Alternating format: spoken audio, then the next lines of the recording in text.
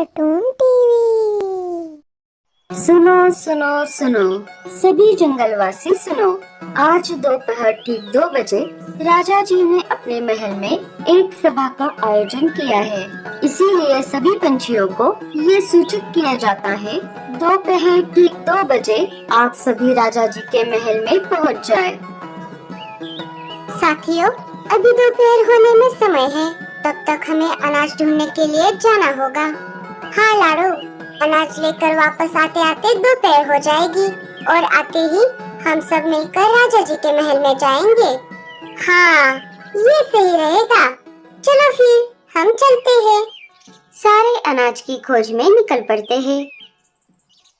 अनाज लेकर वापस आते आते उन्हें दोपहर हो जाती है। सारे अपना अपना अनाज अपने अपने घोंसले में रख देती है और राजा जी के महल पहुंच जाती है। लगता है सारे पंछी आ गए हैं। मैं सभा को शुरू करता हूँ। साथियों, जैसा कि आप सबको पता है, हर साल ठंड के मौसम में हम हमारे जंगल में जिन जिन पंछियों के बच्चे 1 साल के हो गए हैं, उनके लिए एक कंपटीशन का आयोजन करते हैं। उसमें जो भी पंछी भाग लेंगे, उन्हें 1 हफ्ते में अपने माँ बाप की मदद लिए बिना खुद से एक नया घोंसला बनाना पड़ता है और पूरे हफ्ते के लिए अनाज और पानी की व्यवस्था भी खुद ही करनी पड़ती है और जो भी संकट आए उसका सामना भी खुद ही करना पड़ता है। इस कंपटीशन में जो भी पंछी जीतता है, उसे मेरी तरफ से एक इनाम भी मिलता है। तो हर साल की तरह इस साल भी हम इस कंपटीशन का आयोजन करने जा रहे हैं। आज से ठीक 2 दिन बाद ये कंपटीशन शुरू होगी। तब तक आप अपने बच्चों को कंपटीशन के बारे में सब कुछ सिखा सकते हो। उसके लिए आप अपने बच्चों के नाम सुंदर उल्लू के पास दे दो। ये राजा भी ना पागल है, पागल। पहले नहीं बता सकता था? जिन जिन पंछियों के बच्चे 1 साल के ऊपर के हो गए हैं, सिर्फ उनके लिए सभा बुलाई है। खामखा मेरा समय बर्बाद कर दिया। मेरी अच्छी खासी दोपहर की नींद खराब हो गई। लाडो, रानो और गोरी के बच्चे 1 साल के हो गए थे। लाडो और रानो ने तो अपने अपने बच्चों के नाम सुंदर उल्लू के पास दे दिए, लेकिन गोरी अपने बच्चों का नाम नहीं देना चाहती थी। अरे गोरी, तुम ऐसा क्यों कर रही हो? तुम हमारे बच्चों का नाम कंपटीशन के लिए क्यों नहीं दे रही? इसमें हमारे बच्चों का ही फायदा है। आप चुप रहो।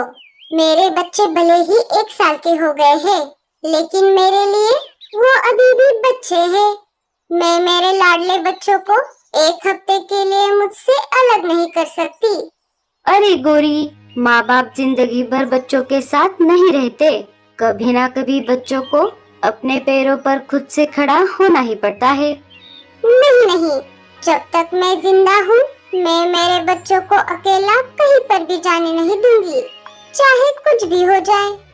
कालू गोरी की बात ना मानते हुए महल जाकर अपने बच्चों के नाम देकर आ जाता है।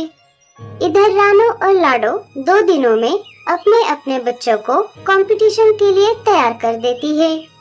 2 दिन बीत जाते हैं और कंपटीशन शुरू होने का दिन आ जाता है। आपने मुझे बिना बताए मेरे बच्चों का नाम देखकर अच्छा नहीं किया कालू जी।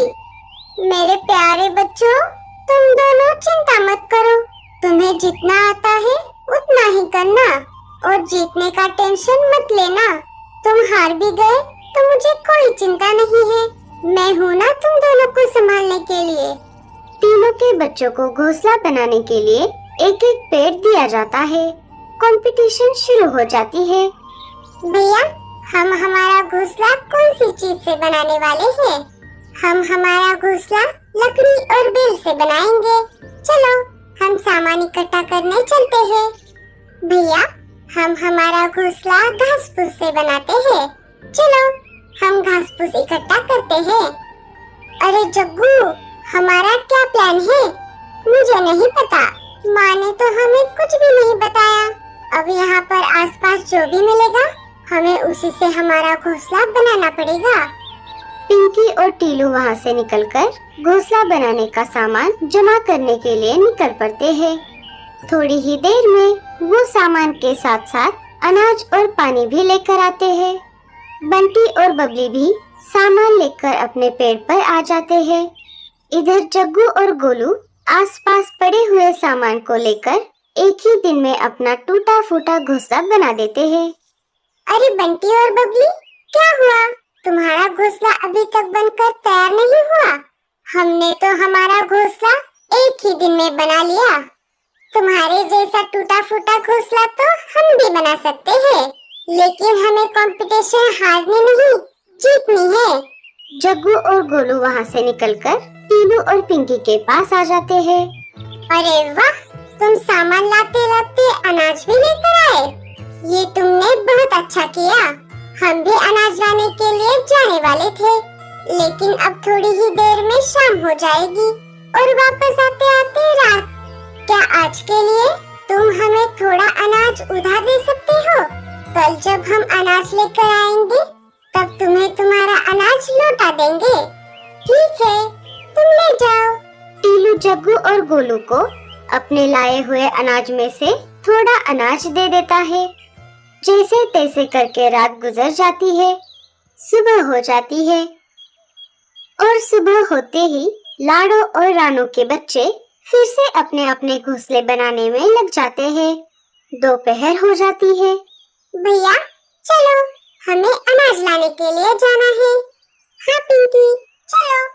वो दोनों निकलने ही वाले थे, तभी बंटी और बबली भी वहाँ पर आ जाते हैं। आप दोनों कहाँ पर जा रहे हो? हम अनाज लाने के लिए जा रहे हैं। क्या हम भी आपके साथ आ सकते हैं? हाँ हाँ, क्यों नहीं, चलो। हम जाते जाते जग्गू और गोलू को भी साथ लेकर जाते हैं। चारों जग्गू और गोलू के पास आ जाते हैं। चलो जग्गू और गोलू, हम चारों मिलकर अनाज लाने के लिए बाहर जा रहे हैं। तुम भी चलो हमारे साथ। तुम चारों जाकर आओ, अभी तो हमें भूख नहीं है, हम बाद में जाएंगे। चारों वहाँ से निकल पड़ते हैं। थोड़ी दूर आने पर उन्हें एक जगह पर अनाज मिल जाता है।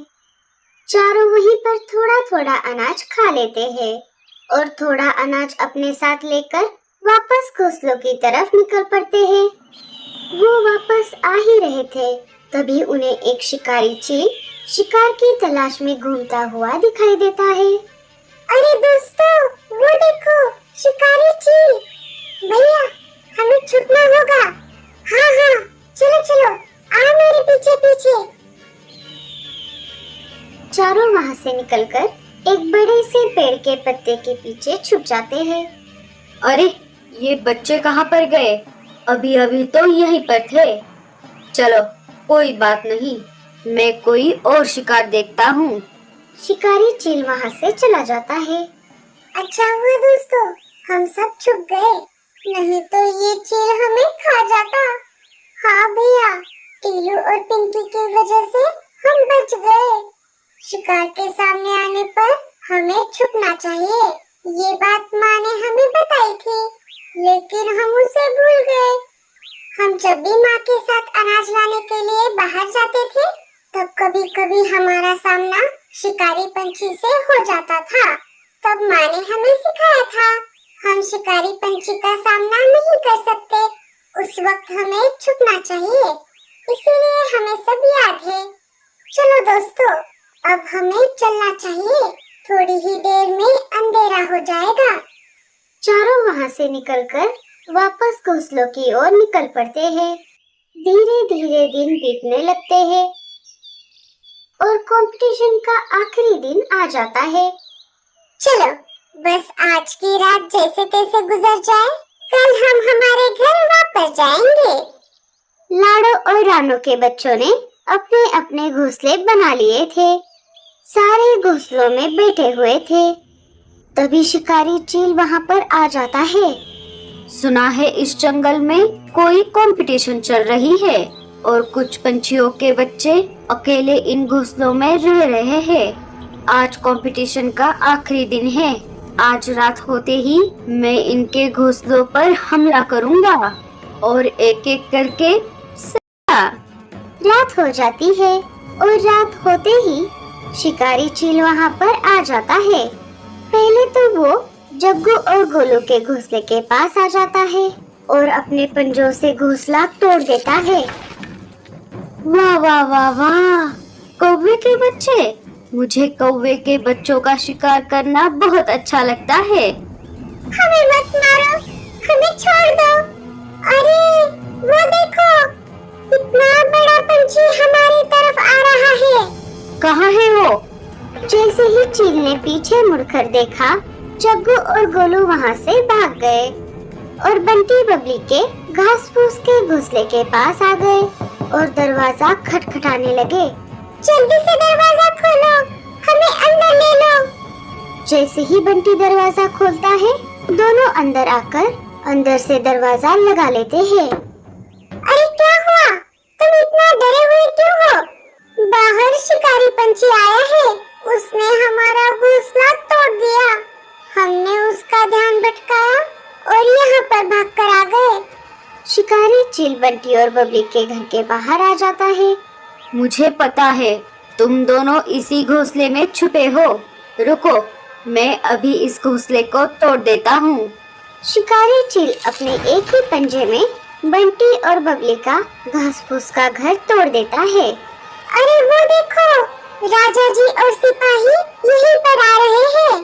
शिकारी चील पीछे मुड़कर देखता है, तभी चारों वहाँ से निकलकर पिंकी और टीलू के लकड़ी और बेल से बने घर के बाहर आ जाते हैं और दरवाजा खटखटाते हैं। खोलो, जल्दी से दरवाजा खोलो, हमें अंदर ले लो। टीलू दरवाजा खोल देता है। चारों जल्दी से अंदर आ जाते हैं। अरे क्या हुआ? आप सब इतने डरे हुए क्यों हो? बाहर शिकारी पंछी आया है, उसने हम दोनों के घर तोड़ दिए और अब वो यहीं पर आ रहा है। लगता है अब हम नहीं बच पाएंगे। अरे दोस्तों, तुम डरो मत, ये घोंसला बहुत मजबूत है। उस एक शिकारी की जगह और 10 शिकारी भी आ गए तो भी हमें कुछ नहीं होगा। शिकारी चील टीलू और पिंकी के घर के बाहर आ जाता है। अच्छा, तो तुम सब इस घोंसले में छुपे हो? कोई बात नहीं, मैं ये भी घोंसला तोड़ दूंगा। शिकारी चील अपने पंजों से घोंसले पर वार करता है, लेकिन घोंसले को कुछ भी नहीं होता। अरे, ये घोंसला तो बहुत ही मजबूत लग रहा है। चलो, इसके छत पर वार करता हूँ। शिकारी चील उड़कर छत की तरफ अपनी चोंच से जोर से वार करता है। उसमें उसकी चोंच टूट जाती है। अरे बाप रे, ये क्या हो गया? मेरी तो तोती टूट गई। मैं तो तोतला हो गया ले। शिकारी चील वहाँ से भाग जाता है। दूसरे दिन सुबह राजा जी और पंछी वहाँ पर आ जाते हैं। सारे राजा जी को घटी हुई घटना बता देते हैं। राजा जी टीलू और पिंकी को विजेता घोषित करते हैं। कालू जी, मुझे माफ कर दीजिए। अगर हमने हमारे बच्चों को अच्छे से सिखाया होता तो उन्हें ऐसे भागना नहीं पड़ता। हाँ गोरी, वो तो अच्छा हुआ। लाडो ने अपने बच्चों को एक मजबूत घोंसला कैसे बनाते हैं ये पहले ही सिखाया था। सारे लाडो और बच्चों की तारीफ कर रहे थे। बच्चे कंपटीशन जीतने की